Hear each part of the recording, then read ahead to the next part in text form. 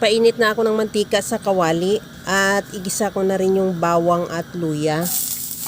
Ihalo lang hanggang sa maglabas ng aroma.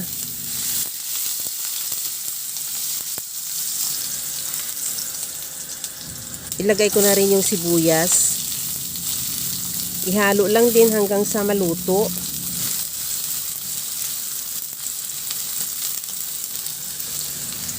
Maglagay din ako ng kamatis. Ihalo lang din hanggang sa maluto yung kamatis, yung talagang naglalabas siya ng kulay.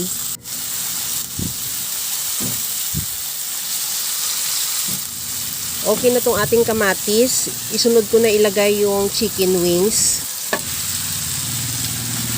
Ihalo lang din hanggang sa mag-iba na ang kulay at the same time mag-grinder na siya ng sarili niyang mantika.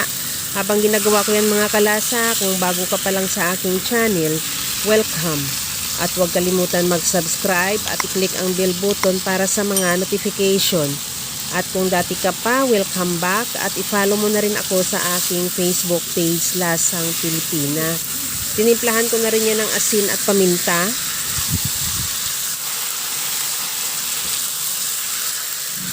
Okay na tong ating chicken wings. Ilagay ko na rin yung carrots at isunod ko na rin ilagay yung macaroni.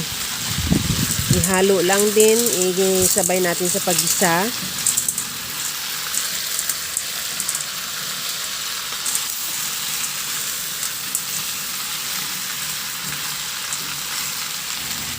Maglagay na ako ng tubig. Nakadepende yung dami ng tubig sa dami ng ating chicken or ng ating macaroni. At depende rin sa iyo kung gusto mo ng mas maraming sabaw. At takpan hanggang sa maluto lang din yung manok at the same time yung macaroni. Sa puntong ito, luto na rin yung ating chicken at yung macaroni. Tikman ko muna kung gaano karami ang idadagdag nating pangtimpla. Maglagay ako ng patis at lagyan ko na rin ng liquid seasoning. Depende sa iyo kung ano ang mga available mong pangnimpla dyan. Pwede rin granules or asin. At ilagay ko na rin yung corn kernel.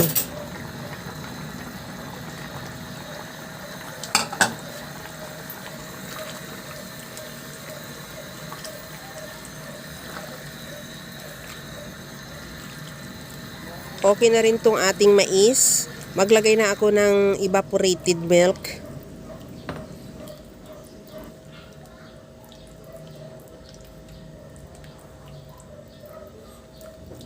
Para mas lalong creamy yung ating soup, maglagay din ako ng grated cheese. Depende sa iyo, optional lang naman yan. Pero recommended ko rin siya dahil talagang masarap, dahil mas lalong creamy yung ating sabaw.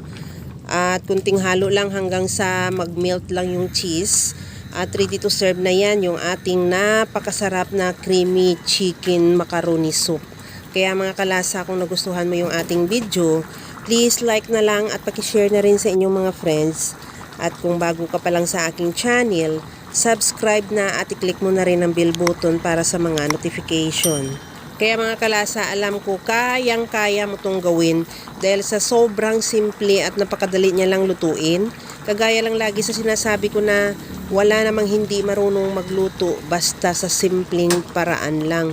Hanggang sa muli mga kalasa, thank you for watching. Bye-bye!